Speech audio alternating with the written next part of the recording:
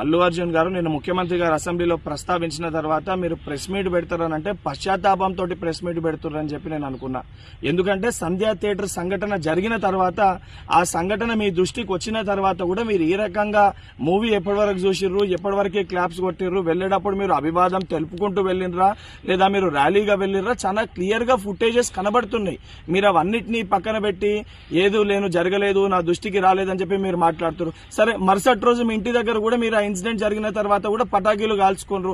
సరే, ఆ విషయాలన్నింటినీ కూడా మేము ప్రస్తావిస్తలేము అని మీరు మాట్లాడుతూ ఏమని అంటారు, తెలుగును సత్తా చాటుతున్నాం అని మాట్లాడుతున్నారు. తెలుగుని సత్తా చాటేది ఉంటే మన వలన తెలుసో తెలియకనో ఏదైతే సంబంధించి సంఘటనలో మనుషుల ప్రాణాలు పోయే విధంగా అసొంటి ఒక చర్యలు జరిగినప్పుడు దాన్ని ఏదైతే సంబంధించి సానుభూతితోటి స్పందించి ప్రెస్ మీట్ నిర్వహించి ఆ కుటుంబానికి అండదండగా నిలిచే ప్రయత్నం చేయాలి తప్ప నిన్న ముఖ్యమంత్రి గారు ఏదైతే ఈ ప్రజాప్రభుత్వము ప్రజలకు అండదండగా ఉంటది, ఎవరు తప్పు చేసినా కూడా ఊరుకోము శిక్షిస్తామని చెప్పి ముఖ్యమంత్రి గారు వారి స్థాయిలో తెలంగాణ ప్రజానికానికి ఒక ధైర్యం ఒక భరోసా కల్పిస్తుంటే దాని తర్వాత మీరు ఈ రకంగా ప్రెస్ మీట్ పెట్టడం అనేది ఇది సరికాదు.